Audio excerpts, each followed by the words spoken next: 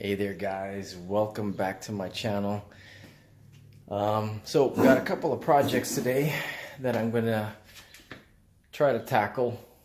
Got awesome weather right now here in Arizona. It's not quite fully summer yet, so thought I'd take advantage of the temperatures. So the last time I was at the track, on my way home, getting ready to go home, actually fired it up and smelled a little bit of gas, and guess what? Noticed a little puddle, not really a puddle, but a little bit of seepage that had come out during my pass behind the fuel rail. So it's happened before where I've leaked a little bit of fuel, and guess what time it is? It's time to replace those fuel lines. Got stainless steel braided lines already on the car, but guess they don't last forever. These guys have been on the car for a good almost 7 years, so it's time to replace them, especially the fuel, because the inner portion of it is like it's basically rubber, so they get cracked and whatnot. They don't last like regular stainless steel lines. So this is what I'm doing this time around.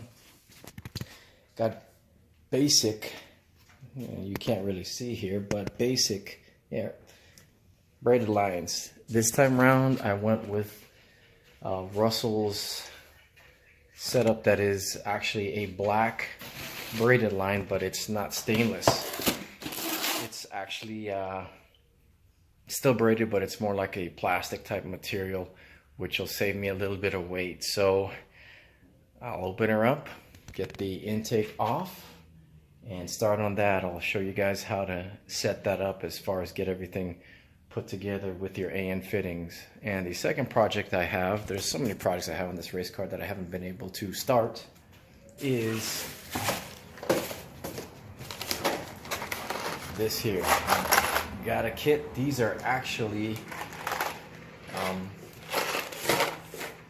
wheel screws to hold these slicks in place. So I don't have any evidence that the slicks are slipping off of the rim, but Mickey Thompson's, the ones that I run, they're actually ET Street, so they're basically slicks with a little bit of grooves cut out for DOT approval, but I wouldn't trust them in the rain.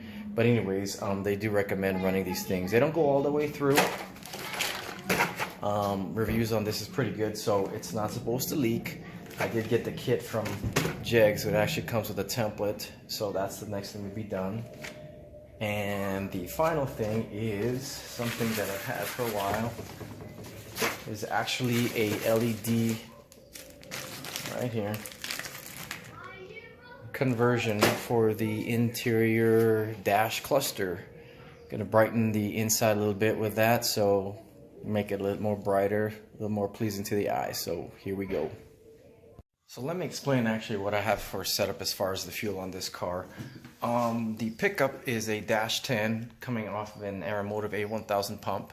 It's supposed to be good for 1,000 horsepower. That's naturally aspirated, and roughly, I believe, 800 or so for forced induction type cars. The Dash 10 feeds the pump, and then the feed for the engine itself is actually a Dash 8, and the return I have a Dash 6. So this is what the line looks like actually. Here it is. They've got two different, Russell has two different series. They got the Pro Classic and the Pro Classic 2. So pretty neat. This is the Dash 10. So yeah, hopefully sheds a little bit of weight there, but yep, I gotta remove the upper intake to get to the rail, and I'll do this, I guess, in different segments as far as I don't feel like doing the whole car today because it's still got quite a bit of fuel in the car, in the tank, so I got to plug the actual lineup, because it'll keep, since it's gravity feed and the fuel pump is below tank level, I've got to plug it up, try to use as much fuel as I can. So here we go. Okay, so I was fortunate, didn't have to take the upper intake manifold off here, because I was able to get behind, you can see the blue fuel rail there, had enough ample room to get behind there and pull this guy out. This is the culprit of the leak, I believe, because this is where I found the leak. So I'll show you guys how to assemble it. So here's a little quick tip to protect your AN fittings. You can either buy one of those expensive wrenches that are anodized so they don't scratch up, or what I like to do is just put a little electric tape and use that to basically protect the anodized portion of it, and do the same with your whatever vise you guys are going to use to clamp down the actual AN fitting. There it is. So I have it on my vise, and basically just gonna unscrew the two pieces together here and here. It's hard to do with one hand, but that's what it does, is basically, see, screw into there. Oh, there we go.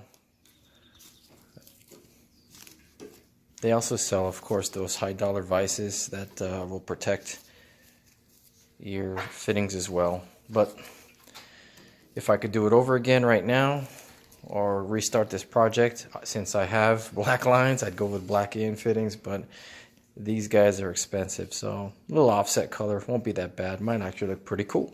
So that's how this assembly is, and I'll show you guys how to reassemble it. It's coming apart here. Obviously I started it, and you'll see what the end looks like.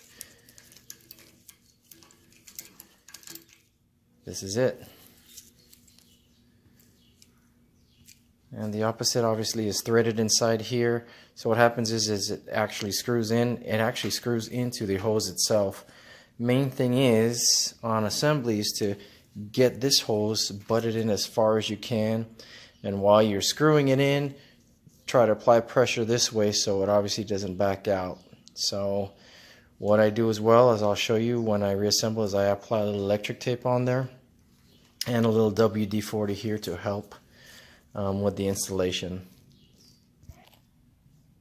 So there we have it. I've gone ahead and taken my measurements, taped it up with electric tape here, and what I'm going to do is I'm going to actually cut in the center here to keep the other ends from frailing. So the plus thing about this is, unlike the stainless, these things can actually, they're prickly and you can get cut, so that's the whole purpose, and they can unravel. That's why you actually apply, as you can see when I've unscrewed it, electrical tape, or you can even use masking tape to keep it from unraveling. So I'm going to make the cut.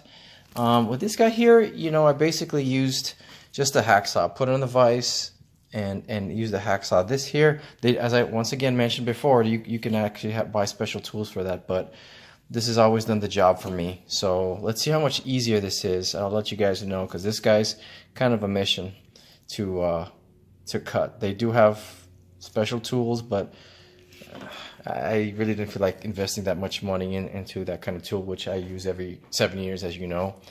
I'd rather spend that kind of money on performance parts, speed parts. All right.